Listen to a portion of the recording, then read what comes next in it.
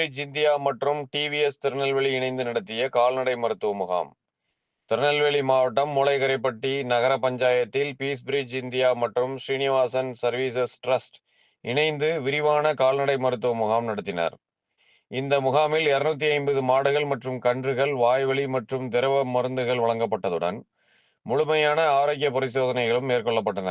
வீராலட்சுமி அம்மா கோ ரட்சகன் அமைப்பின் நிறுவனர் மற்றும் மாடுகளின் பராமரிப்பாளராக முகாம் முழுவதும் பங்கேற்று மாடுகளுக்கு தேவையான அனைத்து உதவியையும் ஆதரவையும் வழங்கினார். முகாமின் ஒருங்கிணைப்பு மற்றும் சீரான நடைபெறுதல்களை பீஸ்பிரிட்ஜ் இந்தியாவின் வாரிய உறுப்பினர் மற்றும் முந்தைய சிந்தாமணி பஞ்சாயத்து தலைவர் ராமசுப்பு மேற்பார்வை செய்தார்.